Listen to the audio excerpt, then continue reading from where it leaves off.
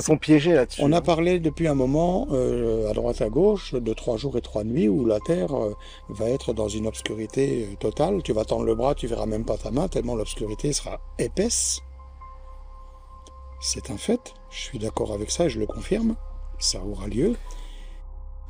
Les démons qui vont prendre position partout vont user de absolument tous les stratagèmes pour arriver à ce que la personne ouvre une fenêtre, ouvre une porte pour rentrer au domicile. Mais ils vont utiliser aussi tous les stratagèmes pour rentrer dans la tête des gens. Parce que tu as les démons qui sont physiques, une quantité de gens vont se faire dévorer. Si tu as un chien, il faut te débrouiller pour pas avoir à sortir le chien, quoi. Ouais. Un exemple. Mais bon. Mais ces êtres-là vont bouffer tout ce qui va traîner. Une quantité astronomique d'humains va se trouver bouffée. Ceux qui n'auront pas fermé leurs volets, qui auront de la lumière chez eux, qui vont se faire bouffer. Ces démons vont frapper aux portes, vont prendre l'identité de quantité de personnes qu'on connaît, vont faire sonner nos téléphones. On va décrocher, pensant que c'est mon fils, c'est ma fille, c'est ma mère, c'est mon père. Non, faut surtout pas. Vous fermez le téléphone, faut le débrancher, faut le déconnecter. Ce sont des ondes. Une fois que tu as décroché les ondes, qu'est-ce qu'elles font? Elles rentrent. Tu les as chopées dans l'oreille, ça y est, t'es mort, t'es bouffé. Parce que ces ondes vont t'amener à des exactions. Il suffit qu'il y en ait un qui t'appelle, puis toi tu décroches. Au bout d'un moment, il n'y a personne. Ou alors tu entends rigoler, machin, c'est démoniaque, tu raccroches. Mais tu as pris l'onde. Et à un moment donné, qu'est-ce que tu vas faire? Tu vas prendre un couteau, tu vas massacrer toute ta famille. Ils auront réussi à ce qu'ils voulaient. T'as pas ouvert la porte, tu as ouvert le téléphone. C'est pareil, c'est la même chose. Tu leur as permis de rentrer. Si c'est pas physiquement, c'est d'une manière éthérique avec les ondes. Donc, bien verrouiller, bien fermer toutes les portes, les fenêtres, ne rien laisser passer, comme s'il ne fallait pas qu'ils sachent qu'il y ait un moindre rayon de lumière. Ne pas allumer de lumière chez soi. Le réseau électrique, c'est des fils, c'est des ondes. Il ne faut pas oublier qu'aujourd'hui, on a les fils électriques avec le courant diélectrique dessus. Et à partir de là, on transmet des informations, on écoute les gens, on fait plein de choses. On joue sur leurs nerfs, on les rend nerveux, on les rend fatigués, on les assassine aussi, hein, parce que les gens ils tiennent plus, hein, à la fin ils prennent le pétard, puis une balle dans la tête, terminé. On ne sait pas pourquoi. Mais voilà, c'est des ondes. Donc il va falloir tout débrancher. Prendre compteur, clac, couper, terminé. Tout ce qui est Wi-Fi, box, machin, débrancher. Alors tu vas me dire, oui, mais tu as déjà débranché le secteur. Oui, mais il n'y a pas que le secteur. Il y a le Wi-Fi. Donc si tu veux que le Wi-Fi ne fonctionne pas, tu fermes ta box. Tu la débranches de tout et voilà, donc elle est éteinte par le secteur, mais tu enlèves les câbles. Les câbles sont des antennes. Il va falloir prendre des précautions terribles. Mais ça, c'est de la défense pure. Comment est-ce que... Après, on contre-attaque comment? Alors, il faudra avoir chez soi, moi j'ai déjà commencé, je dis aux gens autour de moi, faites pareil. Bizarrement, les magasins mettent en vente pour pas cher des bougies.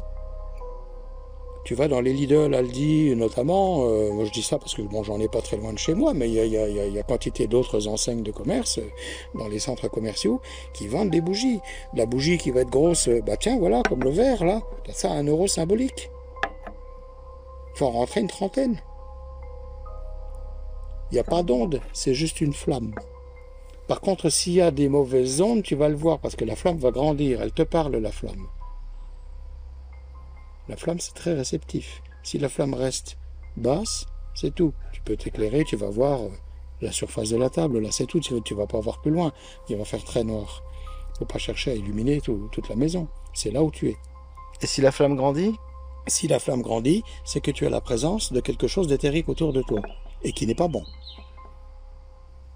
Donc, à partir de là, il faut savoir que chez toi, tu as la présence de quelque chose d'éthérique qui ne te veut pas du bien.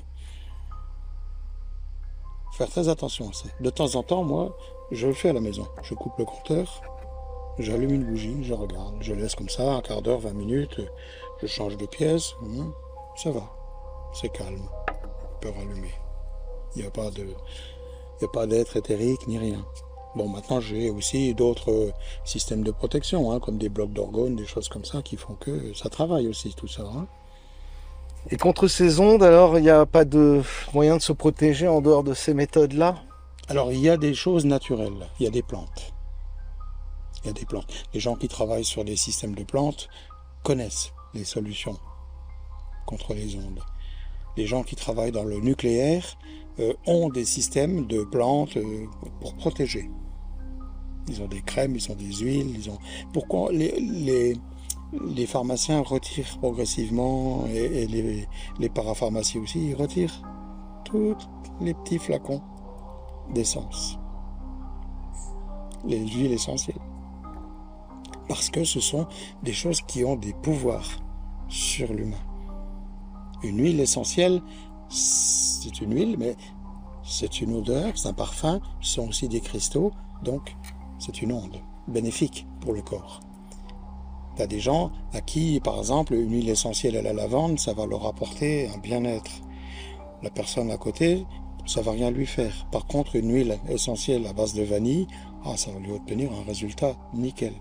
Chaque personne, en fonction de l'onde qu'elle représente, a l'huile qui lui est adaptée.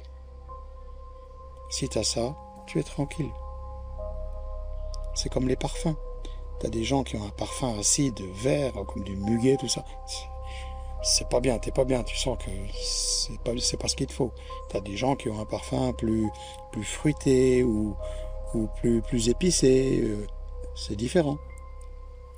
Il y a des gens qui... C'est comme ça, l'attirance, les phéromones, avec les parfums, les odeurs des personnes, etc. C'est ça. Mais ce sont aussi des ondes, hein. Faut pas rêver. Hein. Ce qui attire un homme vers une femme. La même femme avec un parfum qui est pas bien, l'homme il va passer à côté, il dit, oh, quelle horreur.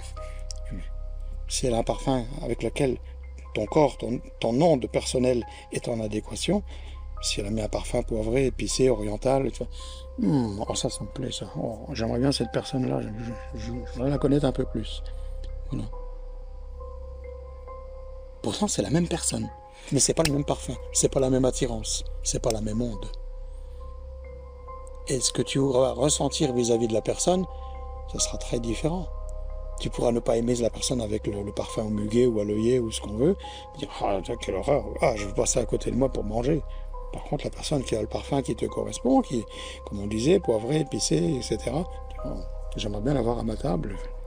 C'est plus agréable, voilà. Et ça t'attire, ça, il y a un besoin, voilà.